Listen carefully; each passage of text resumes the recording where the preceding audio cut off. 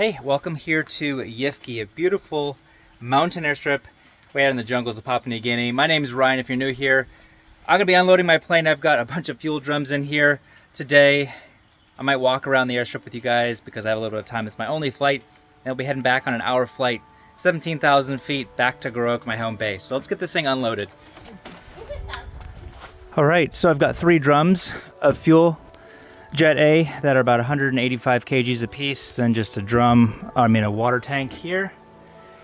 And these things are going to be going over here for a helicopter, so let's get these unstrapped.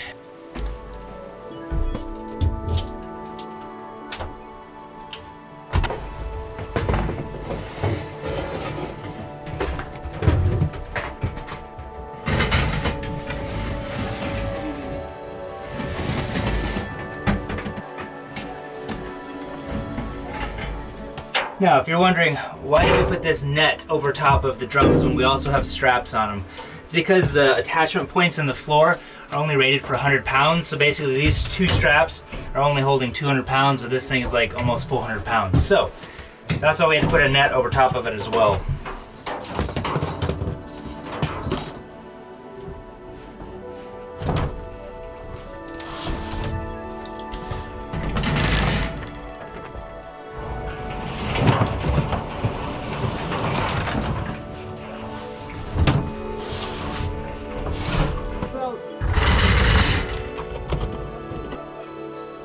Okay.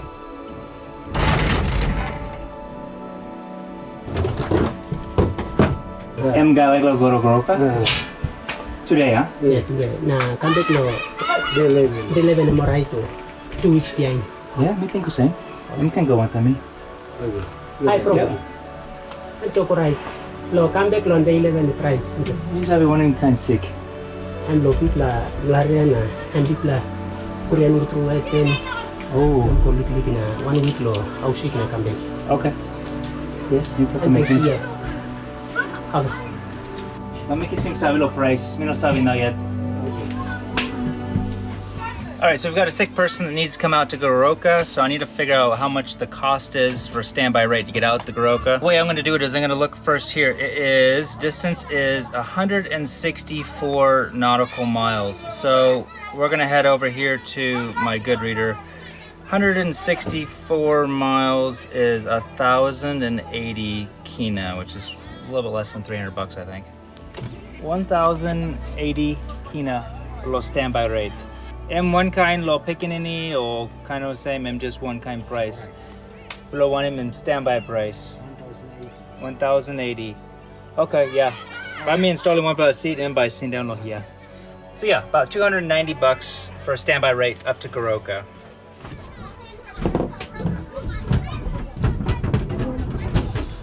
So the reason I put the seat all the way back here is because he is sick. I don't really know what he has. Sometimes you fly people with, tuberculosis or anything like that. It doesn't sound like that's what he has, but he's had malaria and some other things, and so I just put him further enough back to keep him a little bit further away from me. Okay, let's go ahead and get started on our hour and 10-minute flight back to Garoque. Won't be going at 17,000 anymore, but that's all right. Right, oil pressure is up to the yellow now, so we'll go ahead and introduce our fuel. G is coming up at a normal rate, oil pressure is coming in, fuel flow is working, and ITT is coming up to 642. Moresby 6538, November Tango Zulu taxi. Moresby reading is strength 1, November Tango Zulu taxi, Yifki, Garoque, 2 POB.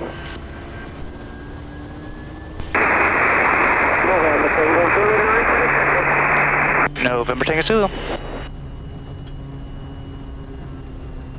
All stations, Yifki 128.5, Kodiak November Tango Zulu taxiing Yifki, Garoque.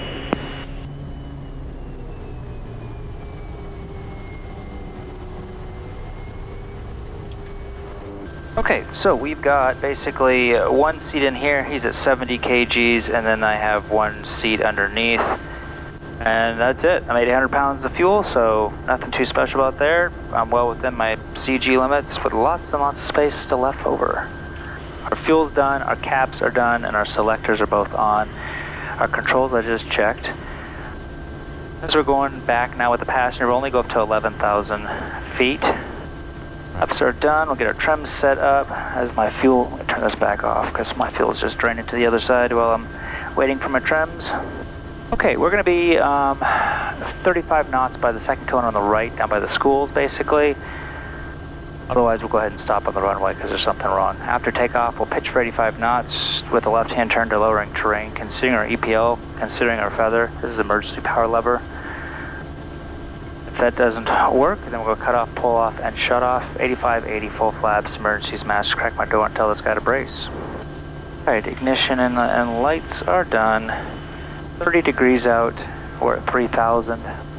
1420, so 1370 for 1420. Mission condition is 20. Fuel and harnesses are good. Already done those calls. 1370.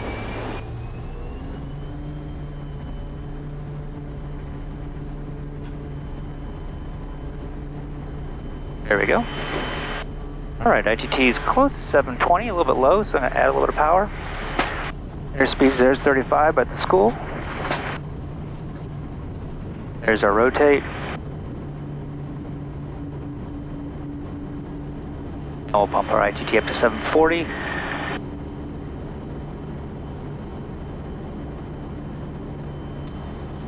Get my air going strong, because it is hot in here. Alright, now that we're up and over more or less a safe area, we'll go 10 degrees of flaps, make our left-hand turn out of here. Now we're over 90, we'll go 0 and bring our prop on back to 2,000 RPM. So to get out of here, I mean, I've got some pretty tall mountains behind me. Well, not that tall, but where I am right now. So I really got to go around these mountains first and basically head up the valley to get out of here up to my altitude. We'll do landing, bypass, and igniters all off. And let's call it motor speed. Motor speed 6538, November Tango Zulu departure. November Tango Zulu, go ahead. November Tango Zulu departed Yevki, time 2:05. We'll be tracking initially 108. For the Buyer Gap on climb amended at 11000. Estimating Goroka, correction, Buyer Gap time 06. November Tango Zulu, amended 11000, open traffic. November Tango Zulu. Alright, I did not put those extra little points along the way from my flight, so what I'm going to do is I'm going to put it in here and see, does it have any recent ones? No, it does. Actually, no, it does. Buyer Gap, that's one I want. And the other one is Garumpin. There we go, nice. Now you guys can see it's put it down there. I'll be landing back into Goroka. Well, let's change my altitude now, back down to 11,000. And I'll be landing back into Goroka with 446 pounds of fuel. That's about an hour and 40 minutes, maybe, something like that. So I've got plenty, actually no, hour and 20 minutes.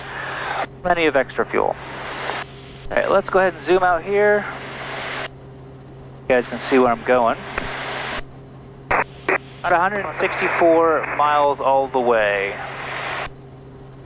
So initially we're just going to stay on the right side of all these clouds just because it's rising terrain off to the left and it's just going to be pointless going over that direction initially. And we'll just parallel our track, and then once we get further on up, past all this dark brown area, then we should be able to get back on track. And depending, I mean, it's 11:30 now in the morning.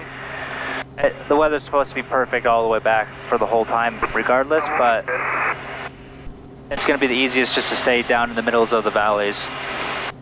Okay, you guys can see now this is quite a bit more open now that I'm past that cloud, and it just really opened up. So now I can get a little bit more on track and join in with my magenta brick line. All right, just now coming up to 11,000. Our speeds are 125. I'm gonna let my speeds get up to around 128, and then I'm gonna start bringing my power back. Now, if I were to initially just start bringing my power back the second I get to 11,000, I'm still kind of at a slow airspeed, so it's going to take, I mean, you eventually get there, but it's best just to level off, get your speed up to cruise speed, and then bring your power on back. So I've got 1410 right now. I'm just slowly bringing it back as I'm pushing my left foot on the rudder, because I don't have all that climb in anymore, so I'm getting rid of that right rudder pressure. Not going to feel it in a 152, probably not a 172 if you're flying those, but in a 206 or something a little bit bigger, you definitely feel it. Okay, 2,000 RPM, we want 1250 or as close as we can get on our torque. There's like hair's breadth changes. And now looking ahead, can't really tell, but there's a higher cloud right there. We're going to go around it, and then it's going to open back up into another valley. So as the day goes on, all the clouds are just going to be building on all the mountains. So it's easiest if you just work up and down the valleys. So you'll probably see my track as I go along. I'll show you guys later just kind of how we wiggle around a little bit, especially if we're only staying at 11,000. You really have to, because a lot of times the clouds will build up to 14 to 18,000. We're just about approaching the Bayer Gap, nearly getting into the airspace up here. You guys can see it's a little bit darker right here. That's just the mountains. You can see ahead of us as well, we've got clouds that just kind of fall to the end of the mountain. That's pretty typical. Once you start flying in Papua New Guinea, or maybe probably even around other places around the country or the world that have mountains as well, I don't know because I haven't really done a lot anywhere else other than PNG with mountains. The weather and the clouds build up on the mountains, so you can kind of, in your head, kind of draw out a mental picture of what the clouds are doing just by looking here. And that's why I don't actually fly with my terrain map, is because it just messes up what I want to see. I want to see where all the dark spots are, so I can look at this and go, okay, that's what I'm expecting the weather to do as well, and work my way. I do turn on the terrain if I need it, if I'm down low in areas that I'm not familiar with, or if it's a really cloudy day and I'm kind of low and I want to be able to follow where I need to go. But for today, it's, yeah, don't need it. November Tango Zulu Mosby in the Bayer, contact Hagen Tower, 120.5. Hagen Tower in the Bayer, open Tango Zulu. Alright, so we're coming up to the Bayer Gap now, which is right here. We're just now getting into the airspace. We need to call up the tower over at Hagen. Hagen Tower, November Tango Zulu, transfer. November Tango Zulu, Hagen Tower, go ahead. November Tango Zulu, Bayer Gap, this time maintaining 1000. Estimating north of beam at time 05, Garumban 11. November Tango Zulu, NH10, traffic, Kilo Yankee, and Pinota lining up. I copied about half your transmission. It keeps cutting out about every 2 seconds. Could you say that again about traffic, please? November Tango Zulu. November Tango Zulu, target day, traffic by 2, first Kilo Yankee. Pinota is lining up 12 on departure, we'll be on the left end. Outbound Yabal for Gusap, 12,000. And Kilo Delta, ATR inbound from Bulolo. Passed over Mudix, on descent 18,000. Estimating Yabal is 03, Hagen 10. Report again, north of beam. Report again, north of beam, copy traffic by 2, November Tango Zulu. Okay, so you guys can see there's a red area. That is the Hagen's airspace. It's kind of a weird shape. So we've got one person taking off out of Mount Hagen here. And you guys can see over here at Yabal, that is the reporting point that he's going to be going to, and the second plane is coming into. So one of them is basically directly over top of it right now. He's coming in like this and coming in. The other guy is going to do the opposite, getting out of here. So I will be on the lookout for them because they were basically at the same altitude as me. Hagen Tower, Kilo Sierra Delta, 25 miles in the Wagi, descent received Juliet. Kilo Sierra Delta, Hagen Tower, good day. Traffic November Tango Zulu. Zodiac maintaining 1000 is Yifki for Goroka. Estimating Notabemi carrier at 05. Irambe next. And company Kilo Sierra Yankee is airborne this time. We'll be commencing a left turn shortly outbound by Yabal for Gusap, 12,000. For passing 15 miles. And Kilo Sierra Delta, Copied, outbound traffic, Kilo Sierra Yankee and November Tango Zulu. And Kilo Sierra Delta, what's your altitude, November Tango Zulu? November Tango Zulu, we're just passing 9,000 on descent, so you've got 2 grand on us, good to go. Alright, got you on TCAS now, it looks like I'll just pass overhead of you in probably about 2 minutes. No worries, Ryan, well done. Have a good one. I believe that's Jonathan. Kilo Sierra Delta. Yes, I believe that's Jonathan. Alright, there we go, now we can see both of those ATRs coming in. Moresby 120.1, November Tango Zulu transfer. November Tango Zulu, boss C. Morning, good. November Tango Zulu, Garumban this time, maintaining 1000. Estimating Goroka, time 32. Copy, Kilo Sierra Yankee. November Tango Zulu, additional traffic is stated 602 Delta 12, departed Chimbu for operations 20 miles southeast of Chimbu, not above 8,000. Copy, additional traffic, November Tango Zulu. November Tango Zulu, Kilo Sierra Yankee on 1201. Yeah, November Tango Zulu, about 6 miles to the north of you, maintaining 1000. I'm going to be just tracking just a little bit more towards Chimbu as I approach the clouds up ahead, but I think you got about a mile ahead of me. Copy that, I've got you in sight there. We'll be maintaining 1000. We're estimating overhead Goroka at 0230. I'll be Goroka 32, November Tango Zulu. Copy. Well, if you guys have not seen my book that I've shown you guys before, check it out. It is a coffee table book featuring 40 different locations that we fly to here in Papua New Guinea, with like some culture, some history about how the place was either built or something like that. So if you guys want something that's really cool, nice conversation piece, or you just want to see a lot of the locations that I fly to here in PNG and support the channel, check that out. I do run some sales on this as well now.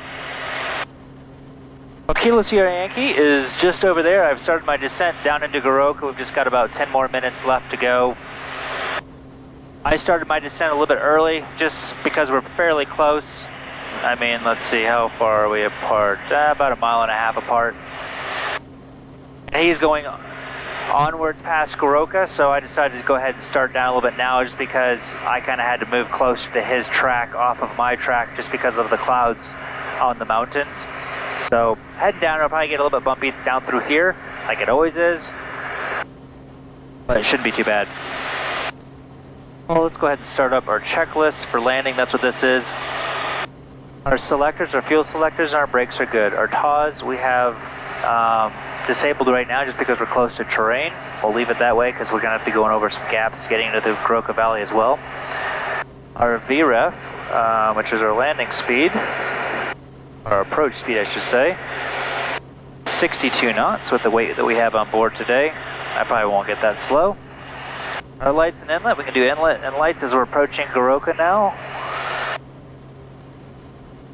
Goroka Tower, November Tango Zulu. November Tango Zulu, Goroka Tower, Avenue, Ryan, go ahead. Avenue, Roland, November Tango Zulu, 15 miles to the west, 900,000 on descent. Your circuit 3-1, and copy traffic, Kilo Sierra Yankee. November Tango Zulu, runway 35 right, your number 1 landing sequence ahead of Romeo November Alpha, additional traffic, Pakistan 50, inbound from Maimafu, 9,000, estimate Goroka 34, wind easterly 3 to 5 knots, QNH 1019, answer good left base, or report again left base. 1019er, track port left base 35 right, and copy Romeo November Alpha, November Tango Zulu. Alright, this is the Waterboong gap, which just means where the waters gather. And I'll put my OBS on here so you guys can see the orientation of the runway. So we're basically just coming straight in for a left base. Got Romeo November Alpha, Pac 750, coming from over that direction, but he's like 3 minutes behind me. Oh, there he is right there. Alright, if we have to go around, it's just power up 20 degrees, pitch for 12 degrees on the altitude indicator, and reset our max power to 740 on the ITT. These things are really handy as a single pilot, especially if you're in training or you're a single pilot and you fly around the States or anywhere in the world, but you're by yourself. These things are so handy because it gets your eyes up and out where they need to be, not on some paper checklist where you could lose your place really easy. And this allows you to kind of bounce around a little bit and visually, tactile, you know, feel and everything like that. Sometimes you get an early landing clearance and then you're turning base going, oh, I don't remember if I got it. These are really nice. November Tango Zulu, left base 35 right. November Tango Zulu, runway 35 right, number 1, clear to land. Clear land, 35 right, November Tango Zulu. I'm going to be turning final 5,600 feet, so I'm just kind of mentally kind of positioning myself so I'll be turning right then. A little bit high, so I'm going to get my flaps in a little bit earlier than normal, I guess. There's approaching 5,600. Kilo 30 Yankees overhead, this time 11,000, goose at 0246. There's 56 on the dot, nice.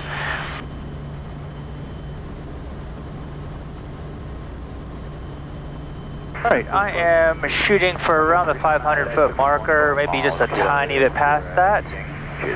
I'm just going to keep my speed up just a little bit, just for the guy behind me. And would you go ahead your track up?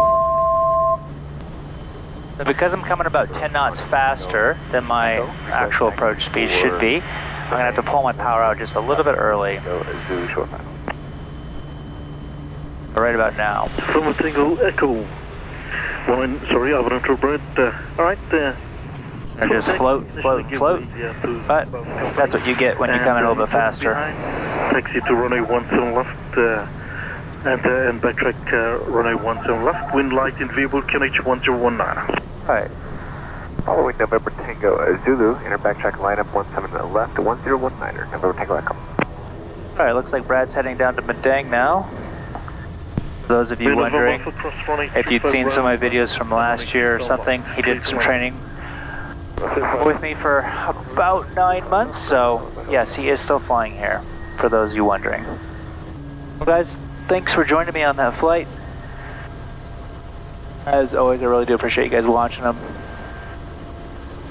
Check out that book, if you haven't already, on my website. Like I said, I do run some sales every now and then. Right, I will see you guys next time.